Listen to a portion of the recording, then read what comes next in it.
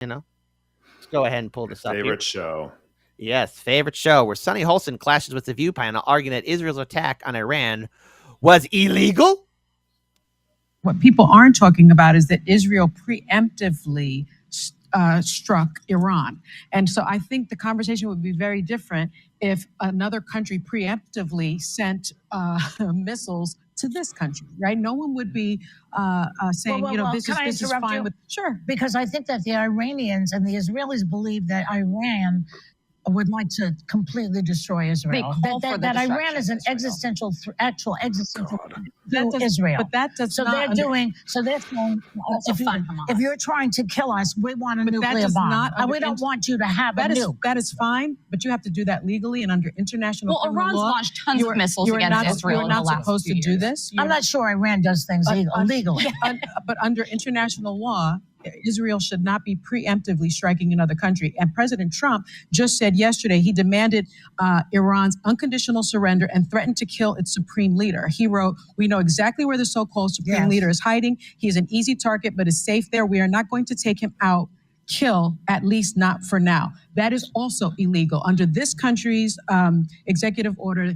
And these executive orders have been ongoing since Gerald Ford. The current executive order says you cannot threaten nor can you kill the leader of another country. We really need to have a bird's eye view of what's going on. If that's okay for Israel to do, if that's okay for our president to do, is that okay for another country to do to us? Well, think of it this way. What if Canada was saying and illegal, was going to build a nuclear bomb and they threatened to kill us all? What would we do? You have to do it diplomatically, Joy. Really? You can't just What's bomb so a country. diplomatic about having a nuclear bomb and threatening another First country? of all, they don't.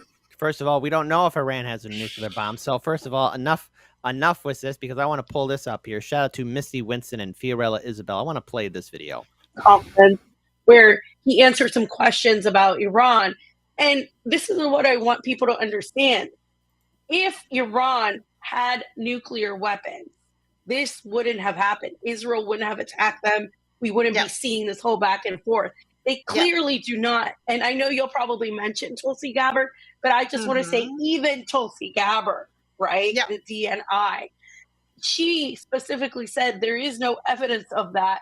And so what we're talking about here is, in a way, if Iran did have them, they would be actually in a better position to defend themselves and to actually avoid any escalation. Why do you think the United States hasn't just decided to go after Russia in a very direct way? They've used their proxies because Russia has nuclear weapons, because China has nuclear weapons, North Korea. They're not going to go after these countries. How do you think North Korea survived by itself until this? Okay, so this is a short segment from Misty Winston's show on Due Dissidents. Shout out to Due Dissidents, Misty Winston and Fiorella Isabel.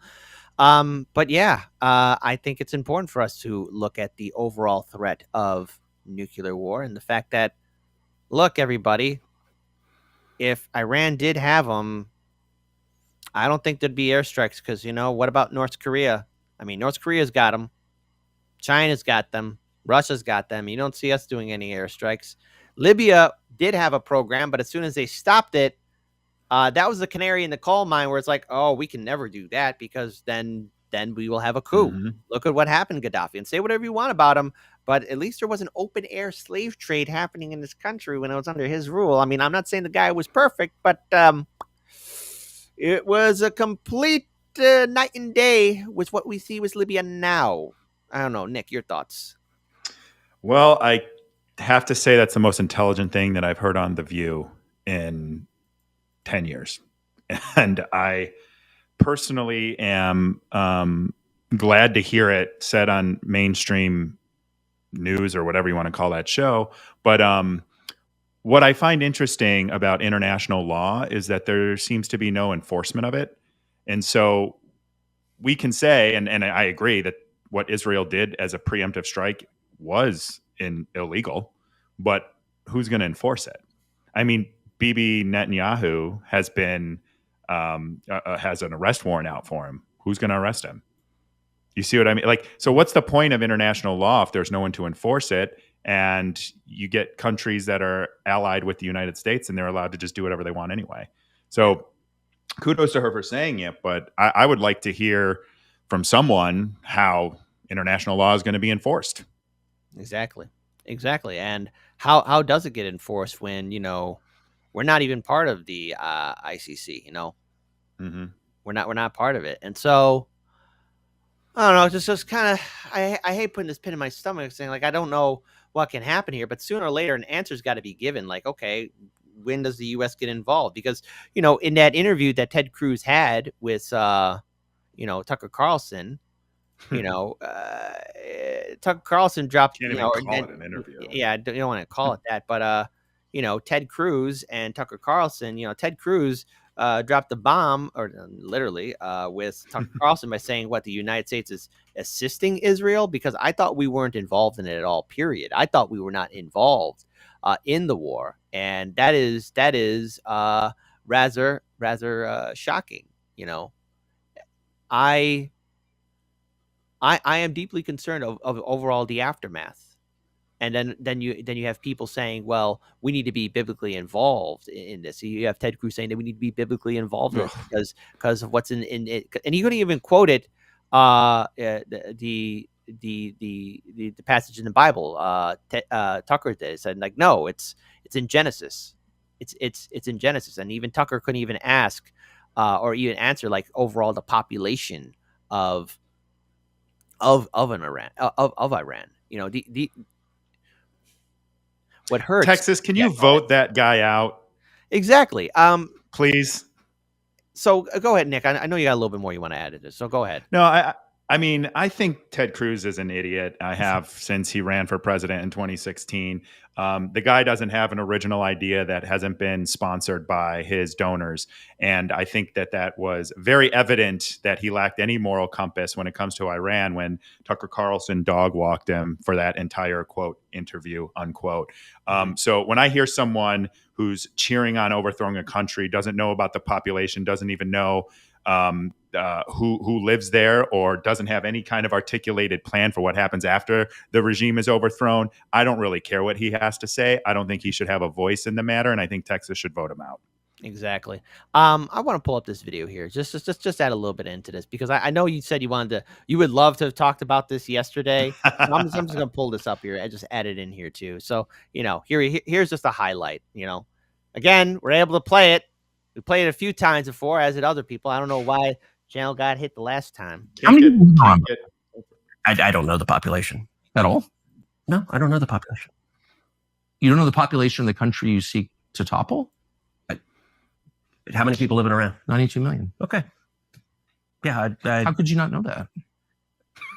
I don't sit around memorizing population tables. Well, it's kind of relevant because you're calling for the overthrow of the government. Why is it relevant whether it's 90 million or 80 million or 100 million? Why is that relevant? Because if you don't know anything about the country... I didn't say I don't know anything about the country. What's the ethnic mix of Iran? They are Persians and predominantly Shia. Okay, it's not even... You don't know anything about Iran. So I am not the Tucker Carlson expert on Iran. You're a senator who's calling for the overthrow of the government. You're the one who claims anything about the country. No, you don't know anything about the country. You're the one who claims they're not trying to murder Donald Trump.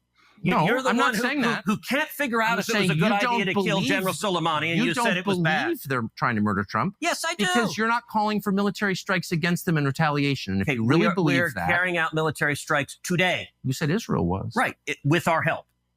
I said we. Israel is leading them, but we're supporting them. Well, Did you hear that bombshell? Said it was bad. They're trying to murder Trump. Yes, I do. Because you're not calling for military strikes against them in retaliation. And if you really believe that, we're carrying out military strikes today. You said Israel was. Right, with our help.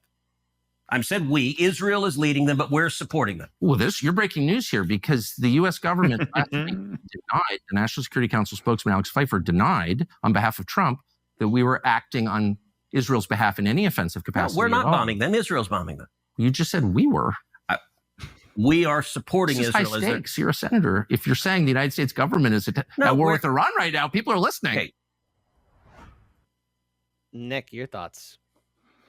Ted Cruz is an idiot. And I honestly, again, I did not have cheering on Tucker Carlson on my bingo card for this week. I did not have agreeing with Dave Smith the last couple of weeks on my bingo card either. So I'm getting pretty close to a bingo here. But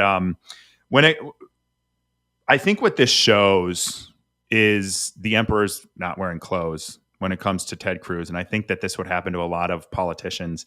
I think that they would really reveal that they don't know what's actually going on. They're just being told what to do. And Ted Cruz didn't have an original idea. He actually didn't really have any idea what he was talking about in that conversation. And a simple question of what's the population, like, he should have a ballpark. No one's saying he should know it, down to the exact person, but he should have a ballpark of that, 92 million people, because what's going to happen to those people? Yeah. What's going to happen to them? He should have a plan. He should know. He should have a point of view. He should have something that he can go back to his constituents and say, hey, your tax dollars, your children who are going to go support this, they should have an idea of what's going to happen. And he has no idea. It's just bomb, bomb, bomb. Exactly. And so I would say to everybody, first of all, Sonny Hostin saying on The View, because, there was a moment on The View when you had even the actor, going on here saying all this.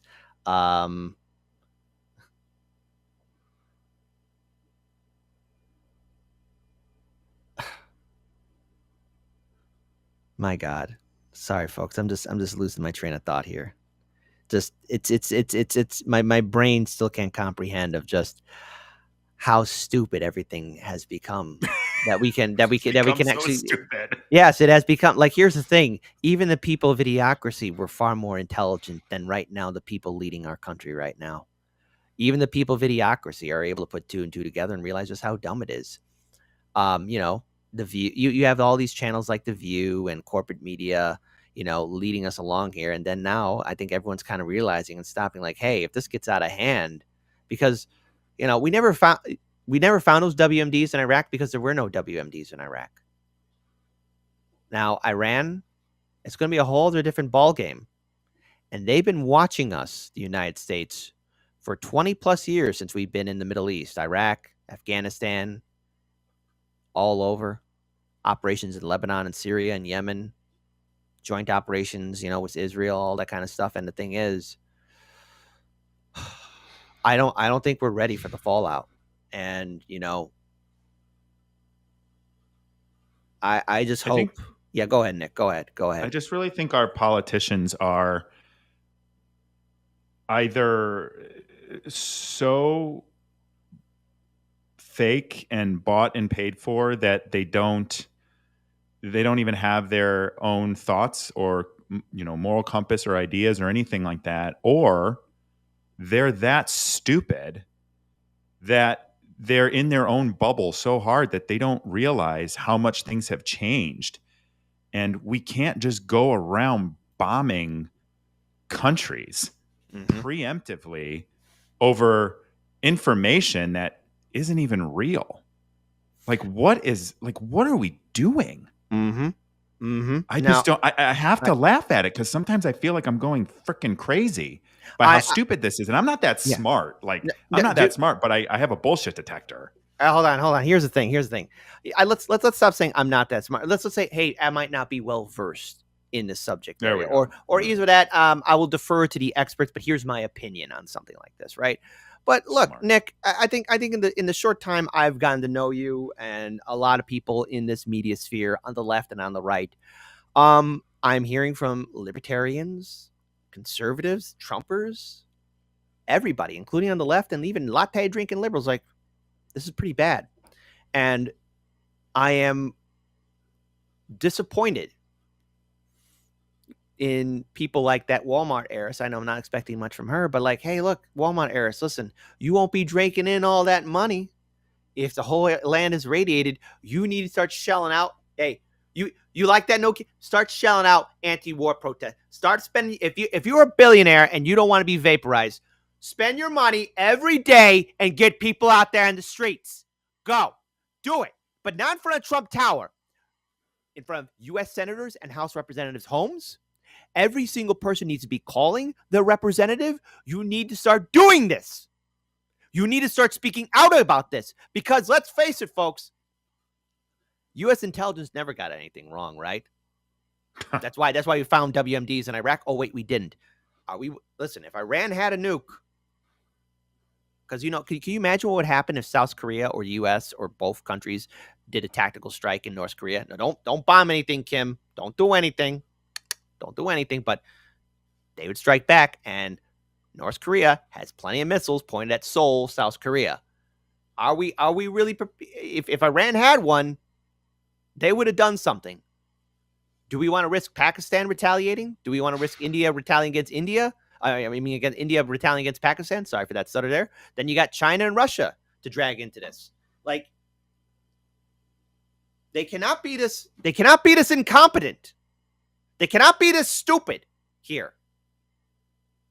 That's why I think they have to be living in this past time where America's an empire and we actually run stuff, and it's not that way anymore.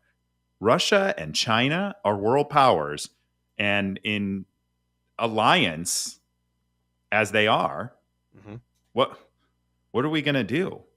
Why is peace never the priority when it comes to the U.S.? Because it's not good for business. And, I just want to put this up here too. What if? Because I always like alternate history, different dimensions. Maybe in a different dimension, Nick, you and I are having different conversations, but maybe in that dimension, Iran never had its national government couped, okay? Now, there's always a risk for a democracy to say to another democracy, or a republic to say to another democracy, F you, I ain't doing that, man. Because it's a sovereign nation. It can do whatever it wants. Like, there's no recorded point of a democracy declaring war on a democracy. At least I haven't heard of it. If there is, I'll defer to the audience to correct me on it. But they had a government, and controversial statement, I guess they want to use the oil for their own people. Hey, great. National government, oil for the people, great. But we couped that government and replaced it because always you hear from those diehard people who want this war with Iran. Here was what Iran looked like under the Shah. Well, you're only showing one aspect of the culture. You're not showing the mass poverty. What about Iran in the 1950s when there was a chance for maybe possibly social uplift together? I'm not saying everyone's going to be rolling into dough and living their best lives, but I would have liked to have seen the world if there was maybe a republic or democracy in Iran and it wasn't couped. Maybe the United States and Great Britain be like, okay, little brother, we're going to help you along and all that good jazz. But no, the oil companies wanted the oil. Then you had the CIA, the Eisenhower. Why do you think Eisenhower made his statement about the beware of the military industrial complex? Because he realized he made an oopsie. So I guess what can we say at the end of this segment is just like, I'm dumbfounded by the stupidity of people and our media. And if we're here tomorrow, then Nick, hey man, another day. But I would like an alternate universe where we could be at brunch right now. Oh, you want to go to brunch? You want to go to brunch? Yes, yes. An alternate universe. I saw a sign at the No Kings Parade of someone saying, maybe I sent it to you. I don't remember. I sent it to someone. I think you did. Yeah. You did send it to me. It's like, if Kamala was president, we'd be at brunch. And I was like, this is deja vu. Like, unreal how. I know, man. People, Godspeed. Anyways. Good night and good luck. Good night. Yeah, good night and good luck.